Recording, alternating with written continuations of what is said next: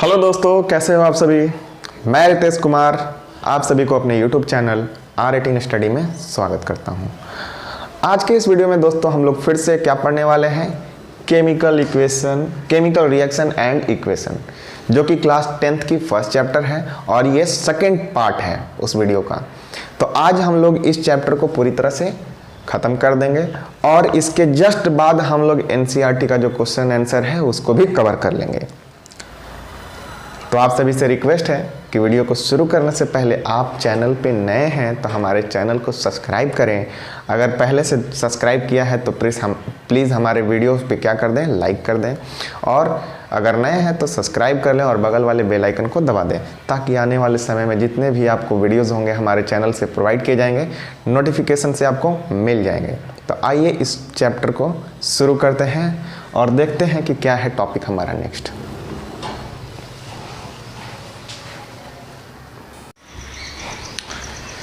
तो आइए नेक्स्ट है हमारा टाइप्स ऑफ रिएक्शन में दूसरा जो है डिकम्पोजिशन रिएक्शन है। अब जो हम लोग पहला वाला पढ़े थे कॉम्बिनेशन रिएक्शन, ये जस्ट उसका उल्टा है। इसमें है कि a single reactant decomposes to form a 2 और मोर प्रोडक्ट। इसमें क्या हो रहा है कि एक सिंगल रिएक्टेंट जब 2 और 2 से अधिक प्रोडक्ट में टूट रहा है तो उसे कहते हैं हम decomposition reaction. When 2 or more than 2 elements combines to form a single compound is called combination reaction। when 2 और उसमें क्या हो रहा था, 2 और 2 से अधिक एलिमेंट मिलकर क्या बना रहे थे, एक नया कंपाउंड बना रहे थे। अब यहाँ पे है कि when a single compound split into 2 or more than 2 element, then we can say that type of reaction is a decomposition reaction। ये किस तरह का रिएक्शन है, ये हमारा डिकम्पोजिशन रिएक्शन है। जब हमारा एक सिंगल प्रोडक्ट या फिर सिंगल रिएक्टेंट टूट रहा हो 2 और 2 से अधिक भाग में। तो आइए इसका एग्जांपल देखते हैं। जब हमारा कैल्शियम कार्बोनेट को हीट करते हैं तो कैल्शियम ऑक्साइड और ऑक्सीजन बन जाता है ना। एग्जाम्पल है हमारा कैल्शियम कार्बोनेट।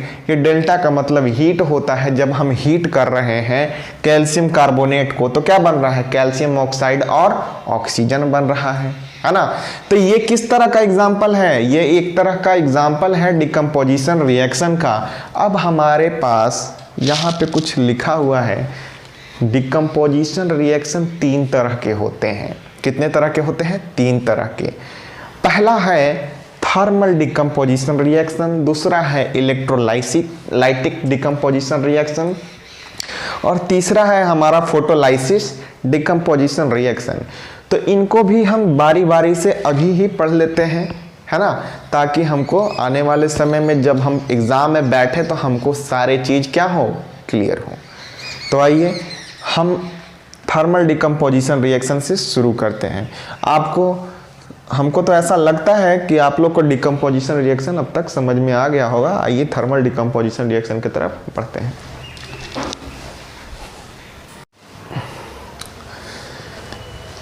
तो आइए मेरा नेक्स्ट जो टॉपिक है डिकम्पोजिशन रिएक्शन के जितने भी टाइप्स हैं उसको हम लोग यहाँ पे देखेंगे। सबसे पहले आता है डिकम्पोजिशन रिएक्शन में थर्मल डिकम्पोजिशन रिएक्शन, जिसमें क्या होता है कि when decomposition is carried out by heating. जब हम किसी कंपाउंड को हीट करते हैं और वो 2 भागों में बट जाता है तो उसे क्या कहते हैं, थर्मल डिकम्पोजिशन। हीट क्या है, थर्मल, एक तरह से थर्मल को क्या कहते हैं, हीट कहते हैं। तो यहाँ पे हम देख सकते हैं कि कैल्शियम कार्बोनेट जो है, जैसा कि हम पिछला वाला एग्जाम्पल भी जो लिए थे डिकम्पोजिशन रिएक्शन में, वहाँ भी इसी एग्जाम्पल को बताए थे, और वो भी एक तरह का थर्मल डिकम्पोजिशन रिएक्शन का ही क्या था, एग्जाम्पल था। तो यहाँ पे जबकि कैल्शियम कार्बोनेट को जब हम हीट कर रहे हैं, कैल्शियम कार्बोनेट को क्या कर रहे हैं, हम हीट कर रहे हैं, तो कैल्शियम ऑक्साइड और कार्बन डाइऑक्साइड के फॉर्म में टूट जा रहा है, स्प्लिट कर जा रहा है ना। तो this type of reaction is known as thermal decomposition reaction. Next है हमारा electrolytic decomposition. When decomposition is carried out by passing electricity. Electrolytic से ही आप समझ रहे होंगे। जब हम किसी कंपाउंड में इलेक्ट्रिसिटी के द्वारा यहाँ पर इलेक्ट्रिक करंट होगा। यहाँ पे आप देखिएगा, यहाँ पे इलेक्ट्रिक करंट को पास करते हैं, इलेक्ट्रिक करंट।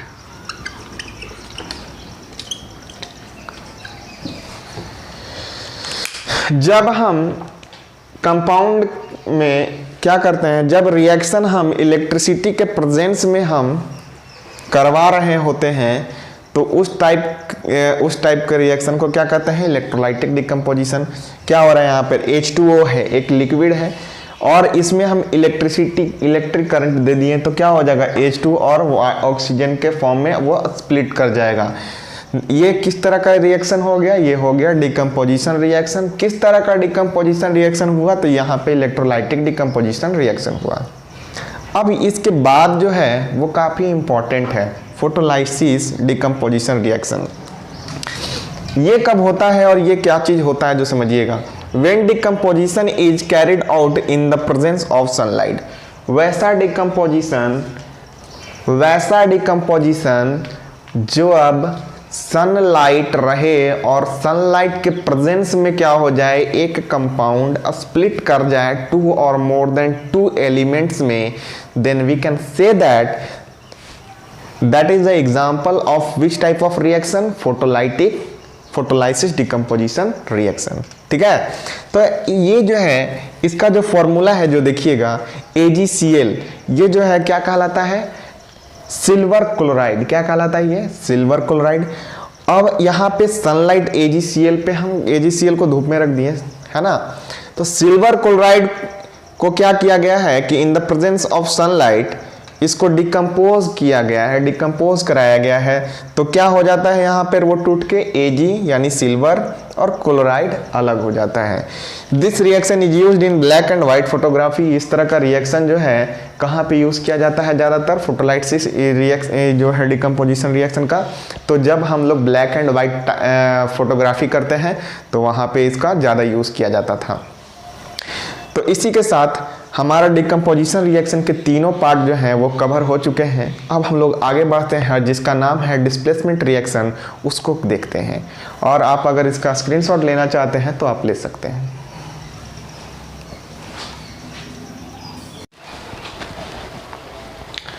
तो नेक्स्ट जो है हमारा वो है डिस्प्लेसमेंट रिएक्शन। तो डिस्प्लेसमेंट रिएक्शन किसे कहते हैं और उसका एग्जाम्पल क्या है, ये उसको समझते हैं। तो डिस्प्लेसमेंट रिएक्शन उसे कहते हैं the reaction in which more reactive element displaces A less reactive element for its compound. वैसा रिएक्शन जिसमें कि जो हायर रिएक्टिव एलिमेंट्स होते हैं ना, वो लेस रिएक्टिव एलिमेंट्स को क्या कर देते हैं, डिस्प्लेस कर देते हैं, मतलब अपने उसके जगह से हटाकर खुद बैठ जाते हैं।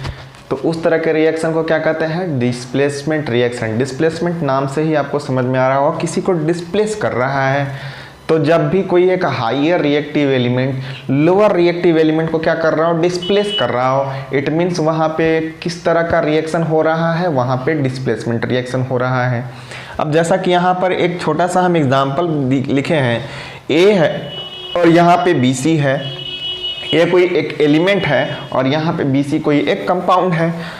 क्या किया है कि रिएक्शन होने के बाद AC एक नया कंपाउंड हो गया है और B को अलग कर दिया गया है। इट मीन्स जो A है वो B से ज़्यादा रिएक्टिव है, तभी तो B को हटाकर B को अकेले कर दिया है और खुद क्या कर लिया है, AC के साथ क्या कर लिया है, कंबाइन हो गया है। इट मीन्स कि जो A है यहाँ पर हायर रिएक्टिव है B से। आपके NCERT बुक में एक टेबल दिया गया है, उस टेबल को आप याद कर लीजिएगा। उसमें लिखा गया है टॉप जितने भी ऊपर से लेकर नीचे तक, मतलब 1 2 3 सीरियल वाइज दिया गया है। जितने भी रिएक्टिव एलिमेंट है, जो हायर रिएक्टिव एलिमेंट है, उसको टॉप पे रखा गया है, उसी के अनुसार घटते क्रम में उसको लिखा गया है। तो आप उस टेबल को याद कर लीजिएगा। तो आइए हम एग्जाम्पल देखते हैं। यहाँ पे एग्जाम्पल है हमारा जिंक और यहाँ पर है कॉपर सल्फेट। तो जिंक क्या किया, कॉपर सल्फेट के साथ रिएक्शन, जब इसको रिएक्शन करवाया गया तो क्या बना दिया, जिंक सल्फेट और कॉपर को अलग कर दिया गया। तो इसका मतलब यहाँ पे ये देखा जा सकता है क्लियरली कि जो जिंक है वो कॉपर से ज़्यादा रिएक्टिव है, तभी तो कॉपर को डिस्प्लेस कर दिया है और खुद जिंक सल्फेट बना लिया है। है कि नहीं। तो आप यहाँ पर डिस्प्लेसमेंट रिएक्शन किसे कहते हैं आप भली भांति अब जान चुके होंगे, और उसका एग्जाम्पल क्या होता है और कैसे किसी एलिमेंट को डिस्प्लेस करता है हायर रिएक्टिव एलिमेंट, वो भी आप यहाँ पे एग्जाम्पल के तौर पे देख चुके हैं। आई थिंक कि आपको डिस्प्लेसमेंट रिएक्शन क्लियर हो चुका होगा। तो अब हम लोग चलते हैं डबल डिस्प्लेसमेंट रिएक्शन की ओर।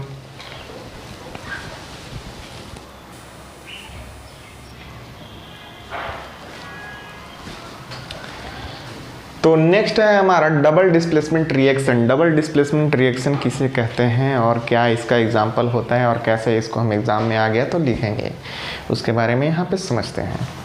तो डबल डिस्प्लेसमेंट रिएक्शन उसे कहते हैं a reaction in which new compounds are formed by mutual exchange of ion between two compounds. Double displacement reaction उसे कहते हैं जहां पे हमारे दो कंपाउंड्स क्या कर रहे हो, आपस में म्यूचुअल एक्सचेंज कर रहे हो। वही तो लिखा गया है, a reaction in which new compounds are formed by mutual exchange of ions between two compounds. एक नया कंपाउंड फॉर्म होता है जब दो एलिमेंट्स आपस में क्या कर रहे हो, आयंस को म्यूचुअली एक्सचेंज कर रहे हो और एक्सचेंज करके एक नया कंपाउंड को फॉर्म कर रहे हो। उस तरह के रिएक्शन को क्या कहते हैं हम, डबल डिस्प्लेसमेंट रिएक्शन। जैसा कि आप यहाँ पे देख सकते हैं, हम एक एग्जांपल लिखे हैं AD प्लस BC और रिएक्शन करने के बाद बन रहा है AC plus BD।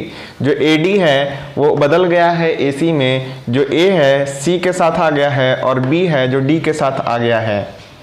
It means जो हमारे आयन्स हैं A का ये प्लस है और ये C जो है ये माइनस का है, तो ये दोनों आपस में म्यूचुअली एक्सचेंज हो गए हैं। ये D है जो नेगेटिवली चार्ज है और ये जो B है ये पॉजिटिवली चार्ज है। इट मीन्स इन दोनों का जो आयन्स है आपस में दोनों क्या कर लिए हैं, म्यूचुअल एक्सचेंज, और ये क्या बन गया है, यहाँ पे एक नया कंपाउंड देखने को मिल जाता है। अब यहाँ पे हम बात करते हैं Na2SO4 यानी सोडियम सल्फेट का और बेरियम क्लोराइड का। अब यहाँ पे भी क्या हुआ है, म्यूचुअल एक्सचेंज हुआ है।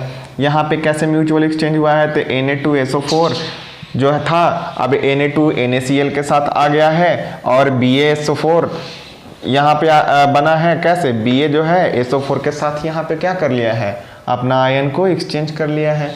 इसी के साथ हमारा क्या हो जाता है, डबल डिस्प्लेसमेंट रिएक्शन हो जाते हैं। तो आप देख सकते हैं, आपको ये जितने भी रिएक्शन हैं आपको याद करना होगा, क्योंकि एग्ज़ाम में ज़्यादातर time fill in the blanks के तौर पे या फिर डायरेक्टली पूछ दिया जाता है कि ये किस तरह का रिएक्शन है।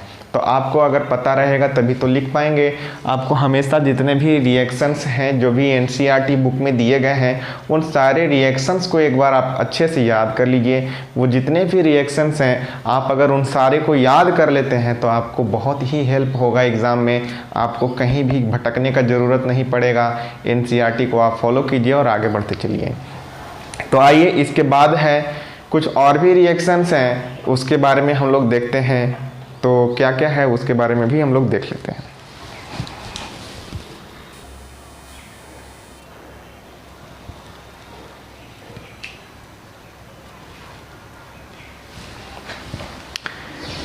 जो नेक्स्ट जो टॉपिक है हमारा ऑक्सीडेशन और रिडक्शन। काफ़ी बार एग्जाम में पूछ देता है what is oxidation reaction and reduction reaction और व्हाट इज रिडॉक्स रिएक्शन। तो ऑक्सीडेशन किसको कहते हैं, The addition of oxygen to a substance, the removal of hydrogen from a substance is called oxidation। जब कभी हमारा रिएक्शन में एडिशन ऑफ ऑक्सीजन हो रहा है या फिर रिमूवल ऑफ हाइड्रोजन हो रहा है, दोनों में से कोई एक घटना हो रहा है, तो वहाँ पे हम कहेंगे कि ऑक्सीडेशन हो रहा है। क्या हो रहा है, ऑक्सीडेशन। यहाँ पे हम एग्जांपल में देखे हैं कि यहाँ पे कॉपर है और ऑक्सीजन है, क्या बन रहा है, कॉपर ऑक्साइड बना रहा है। इट मीन्स यहाँ पे कॉपर के साथ ऑक्सीजन जुड़ रहा है ना, तो कॉपर के साथ ऑक्सीजन जुड़ रहा है, इसका मतलब क्या हो रहा है, एडिशन ऑफ ऑक्सीजन, और इसी के साथ क्या हो जाता है, ऑक्सीडेशन हो जाता है। है कि नहीं।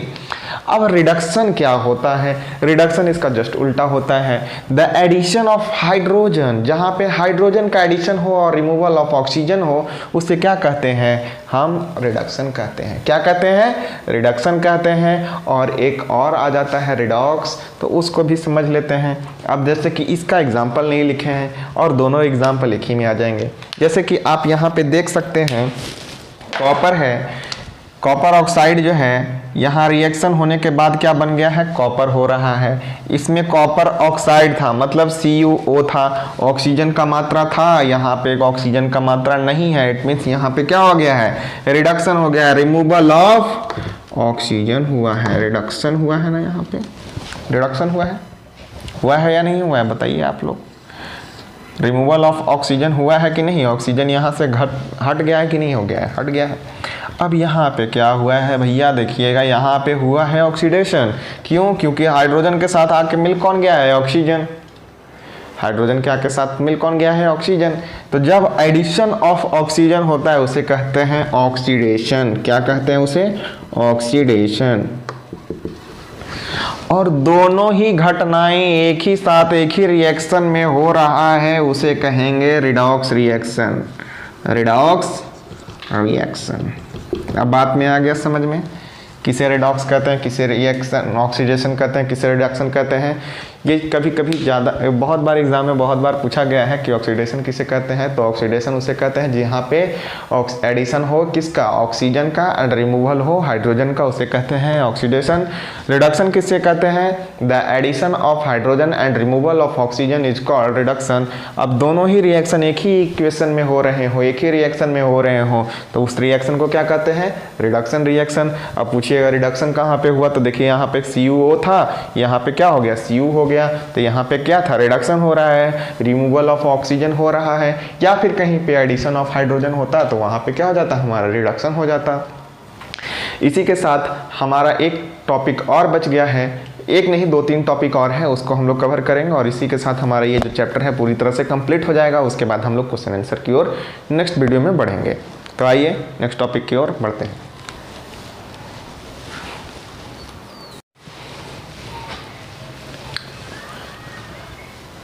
अब क्या होता है कभी कभी कि ऑक्सीडेशन जो है हमारे डेली लाइफ में भी बहुत जगहों पे देखने को मिल जाता है। अब जैसे कि कोरिजन, कोरिजन क्या होता है, रस्टिंग ऑफ आयरन। अब इसका मतलब क्या होता है समझिएगा अच्छा से। कोरिजन का मतलब क्या होता है, when a metal is exposed to substance such as moisture, air, water, acid, etc for some time, a layer of oxide is formed which weakens the metal, hence metal said to be corrode. अब क्या होता है, कभी कभी आप अपने घर में देखे होंगे कि लोहे का कोई बर्तन, लोहे का कोई सामान जो होता है, बर्तन नहीं सॉरी माफ़ कीजिएगा, कोई लोहे का कोई सामान जो होता है उसको बाहर में छोड़ देते हैं, कहाँ, हवा में छोड़ देते हैं। तो क्या देखते हैं कि उस पर क्या हो जाता है, एक लेयर बन जाता है ऑक्साइड का। और आपने ऐसे ही सुना होगा, ऐसे भी बोलते हैं आम भाषा में उसे बोलते हैं जंग लगना। जंग लगना काफ़ी बोला जाने वाला वर्ड है। तो जंग लगना उसी को कहते हैं कोरिजन। जैसे कि आप लोहे पे जब जंग लग जाता है उसी को कहते हैं हम, वहाँ पे क्या हुआ है, ऑक्साइड लेयर आ गया है उस पर, मॉइस्चर में रहने के कारण क्या हो गया है कि उस पर ऑक्साइड का लेयर जम गया है, जिसके वजह से क्या हो गया है, आयरन हमारा कमज़ोर होते जा रहा है, लोहा जो है हमारा क्या होते जा रहा है, कमज़ोर होते जा रहा है ना। तो अब इसी को क्या कहते हैं हम, कोरिजन कहते हैं। व्हेन ए मेटल, जब हम मेटल को exposed to such a substance such as moisture, air, water, जब हम मेटल को हम कहाँ रख दे रहे हैं, हवा में रख दे रहे हैं, पानी के कांटेक्ट में रख दे रहे हैं, एसिड के कांटेक्ट में रख दे रहे हैं कुछ समय के लिए, तो उस पर ऑक्साइड का लेयर बन जा रहा है जो कि हमारे मेटल को क्या कर दे रहा है, कमज़ोर कर दे रहा है। और हम उससे क्या कहते हैं, वो मेटल क्या हो गया है, उस मेटल में वो मेटल हमारा कोरेड हो गया है, मतलब उसमें कोरिजन आ गया है। तो इसका बहुत अच्छा एग्जाम्पल है रस्टिंग ऑफ आयरन, जो कि आप लोग बहुत बार देखे होंगे। आयरन के जितने भी चीज़ होते हैं उसमें रस्टिंग लग जाना, जब हम उसको फ्रीली छोड़ देते हैं इन्वायरमेंट में।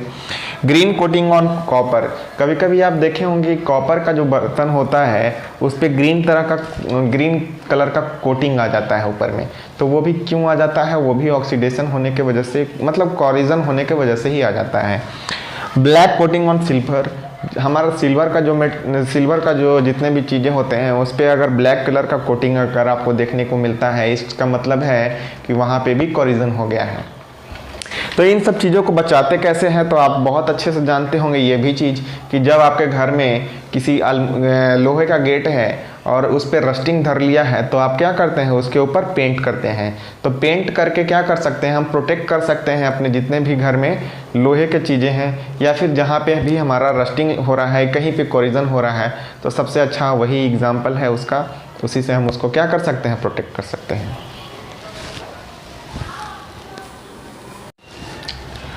Effect of oxidation in daily life में हमारा दूसरा पॉइंट जो है और जो कि लास्ट पॉइंट है, रैंसिडिटी। रैंसिडिटी का मतलब क्या होता है समझिएगा। The oxidation of fats and oils when exposed to air is known as rancidity. It leads to bad smell and bad taste of food.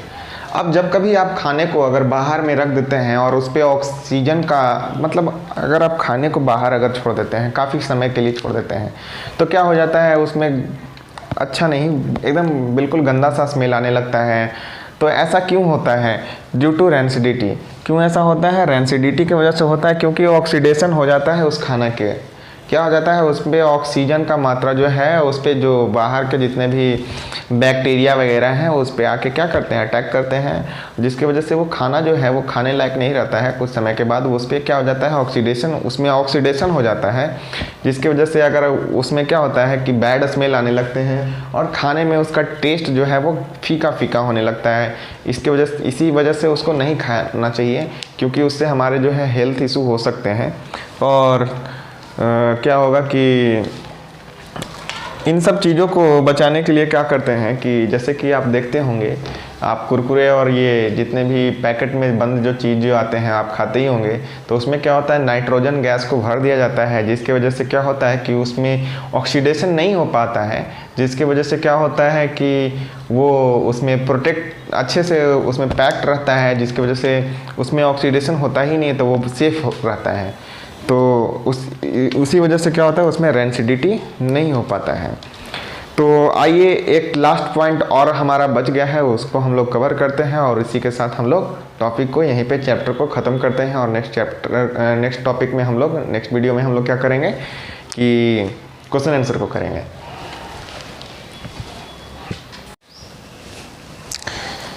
Chemical reaction को दोस्तों on the basis of chemical reaction को also classify किया गया है on the basis of temperature. Exothermic reaction कहते हैं और एक होता है एंडोथर्मिक रिएक्शन। अब एक्सोथर्मिक रिएक्शन का मतलब क्या होता है जो समझिएगा, reaction in which heat is released along with formation of product called exothermic reaction, burning of natural gas.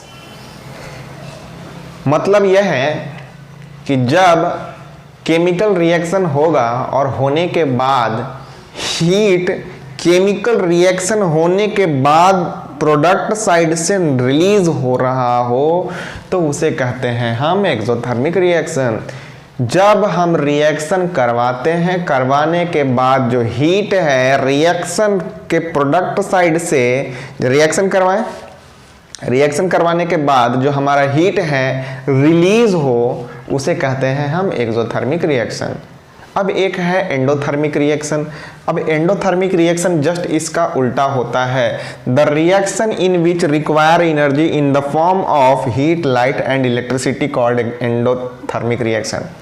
वैसा रिएक्शन जिसमें हमको हीट को बाहर से देना पड़ रहा है रिएक्शन होने के लिए, उसे कहते हैं हम एंडोथर्मिक रिएक्शन। अब इसका एग्जांपल था बर्निंग ऑफ नेचुरल गैस। जो हमारा CH4 जो है, मीथेन जो है, वो हमारा नेचुरल गैस है और ऑक्सीजन के प्रेजेंस में क्या किया गया है, बर्न किया गया है, तो कार्बन डाइऑक्साइड, वाटर और हीट जो है काफ़ी मात्रा में रिलीज होता है वहाँ पे। अब जैसे कि एंडोथर्मिक रिएक्शन है, endothermic reaction in which require energy in the form of heat, light and electricity called endothermic reaction. तो इसमें क्या होता है, जैसे PbNO3 है, इसमें हीट दिया गया है तब ये PbO प्लस NO3 हुआ है। तो एंडोथर्मिक रिएक्शन उसे कहते हैं जिसमें हमें बाहर से हीट देना पड़ता है और हीट देने के बाद क्या हो, रिएक्शन चालू हो और रिएक्शन हो, उसे कहते हैं हम एंडोथर्मिक रिएक्शन। तो इसी के साथ दोस्तों हमारा ये जो फर्स्ट चैप्टर है केमिकल रिएक्शंस एंड इक्वेशंस, ये जो चैप्टर है फर्स्ट चैप्टर, ये हमारा आज पूरा होता है। नेक्स्ट वीडियो में हम लोग इसके जो एनसीईआरटी के बुक से जितने भी क्वेश्चन आंसर हैं उसको हम लोग इसी बोर्ड पे हम लोग कवर कर लेंगे। तो आप लोग को कैसा लगा मेरा वीडियो, आप लोग कमेंट के माध्यम से हमें बता सकते हैं, और अपने दोस्तों तक जहाँ तक हो इस वीडियो को शेयर कीजिए, ताकि आने वाले समय में हम और अच्छे वीडियो भी बनाते रहें। तो इसी के साथ आप लोग से विदा लेते हुए जय हिंद दोस्तों, जय भारत।